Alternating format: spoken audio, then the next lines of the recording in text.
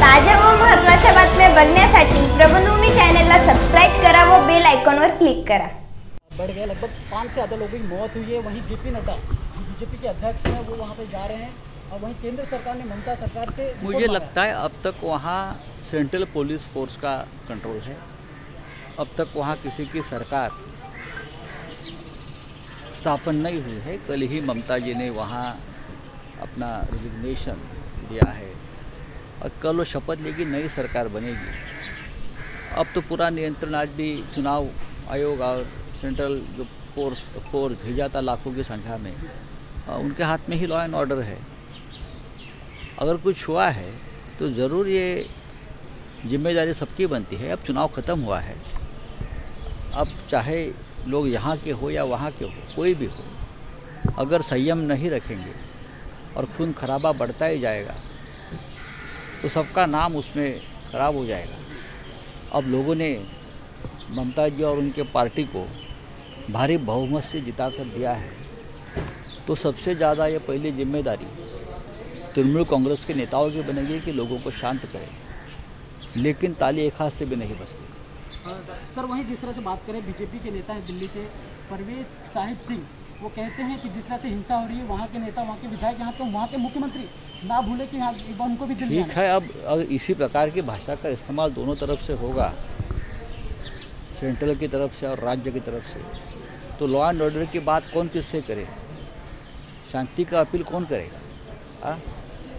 Central government ये सबसे बड़ी एक हमारी बॉडी है, तो सबसे पहले प्रधानमंत्री हो, देश के गृह मंत्री हो, अब नड्डा जी वहाँ गए हैं, आप बड़े लोग हैं, आपकी जिम्मेदारी है कि आपके लोगों को शांत करें। पश्चिम बंगाल का इतिहास राजनीतिक हमेशा इस तरह से राजनीतिक हिंसा का रहा है, उसमें से कोई भी पार्टी अछूत नहीं है, ये सबको मालूम है। लेकिन आज देश की हालत ऐसी है, कोरोना या और भी कुछ बातें हैं, देश की हालत ऐसी है, तो ये सब भूलकर हम एक साथ काम करने की ज़रूरत है। तो वहीं पश्चिम बंगाल के नेता जो है ममता बनर्जी ने कहा है कि 2024 तक जो लोकसभा चुनाव आ रहा है, सारे विपक्ष नेता एकजुट होकर लड़ते। आपको क्या लगता है, एक साथ होकर लड़ना चाहिए? देखिए, ये बात तो हमने बहुत बार रखी है, हमारे पार्टी की तरफ से भी आदरणीय उद्धव ठाकरे जी ने भी ये बात रखी है, सबको एक साथ आकर लड़ना होगा। आपको मालूम है शरद पवार साहब ने यह बात रखी है महाराष्ट्र से। अब ममता जी के इस चुनाव के बाद जिस तरह का उनको निर्णय मिला है पश्चिम बंगाल की जनता से, मुझे लगता है कि उसका आदर जो है करना चाहिए। और पूरा देश की भावना है जो बंगाल में उमटी है, पूरे देश की भावना है ये। जिस तरह से पूरा केंद्र सरकार, पूरी बीजेपी, पूरी सत्ता, पूरा पैसा, पूरी सेंट्रल एजेंसी वहाँ लगी थी ममता को हराने में, तो वो सबको धुल में मिलाकर ममता जी अगर जीती है, तो मैं मानता हूँ ये देश के मन की बात पश्चिम बंगाल की भूमि से सामने आई है। तो ये एक जनादेश भी है, एक आदेश भी है कि सभी जो बीजेपी विरोधी है उनका कोई फ्रंट बने अच्छा, और 2024 के चुनाव में हम एक साथ चुनाव लड़े। लेकिन अब उसके लिए अब उसका नेतृत्व कौन करता है वो देखना पड़ेगा। दिल्ली में बैठकर कौन समय दे पाता है ये सब कामों के लिए, ये भी देखना पड़ेगा। बोला पश्चिम बंगालमध्ये हिंसाचार सुरू असल्याच्या बातम्या फार दुःखद आहेत, चिंताजनक आहेत।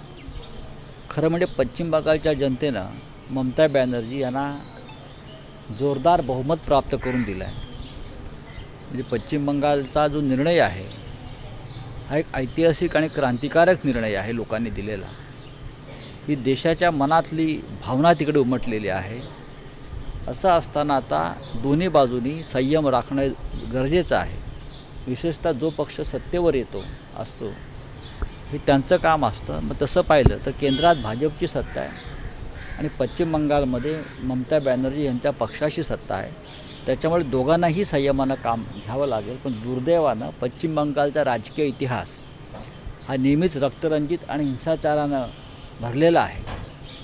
हे जरी खरं असलं तरीसुद्धा आज देशाची स्थिती ही अत्यंत गंभीर आहे। सगळ्यांनी निवडणुकांमधले मतभेद वाद एक मिटवून करोनाविरुद्ध लढण्याची एक गरज असताना सुद्धा हे का होत आहे याचा विचार दोन्ही बाजूने करायला हवा. एकमेकांना धमक्या इशारे देणं थांबवायला पाहिजे. निवडणुका संपल्यावर हे सगळं वादळ जेव्हा संपतं तेव्हा नवीन पर्वाला सुरुवात होते.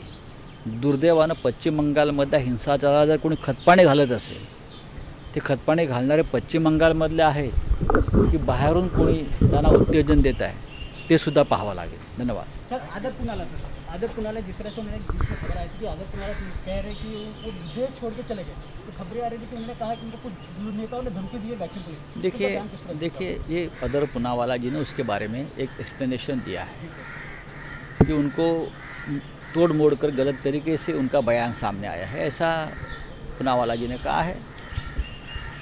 महाराष्ट्र में से तो उनको कोई इस प्रकार की धमकी नहीं दे सकता. मैं आपको बताना चाहता हूँ कोई बड़ा नेता या बड़ी पार्टी, ये महाराष्ट्र की परंपरा नहीं है.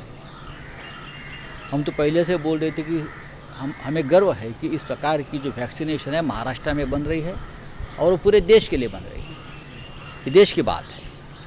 तो हमारे तरफ से या और कोई पॉलिटिकल पार्टी की तरफ से और जिसने इस प्रकार की बात रखी अपने चैनल पर उनको तो माफ़ी मांगनी पड़ी है. तो अगर कोई है तो उनकी जांच होगी.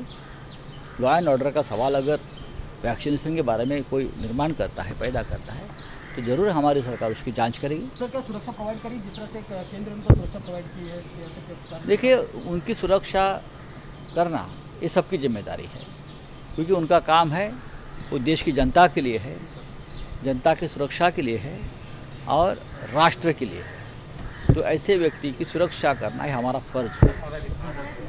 बोला पहा की जर अशा प्रकारच्या धमक्यांसंदर्भात जर स्वतः अदर पुनावाला यांनी काही वक्तव्य केलं असेल तर ते गंभीर आहे. खरं म्हणजे महाराष्ट्रातून अशा प्रकारचा कोणीही त्यांना धमक्या देणार नाही. महाराष्ट्राची परंपराच नाही. किंबहुना महाराष्ट्राला सतत या गोष्टीचा गर्व राहिला की देशाची आरोग्यविषयक सुरक्षा निर्माण करणारे किंवा देशाला आरोग्यविषयक कवचकुंडल निर्माण करणारी जी लस आहे त्याची निर्मिती ही महाराष्ट्रात होते देशासाठी. ही एक राष्ट्रभक्तीची भावना महाराष्ट्राच्या मनात कायम राहिली.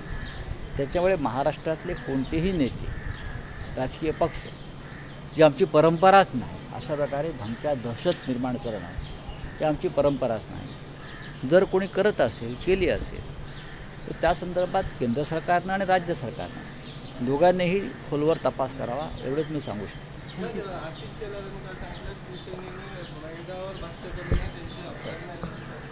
Thank you sir. थँक्यू.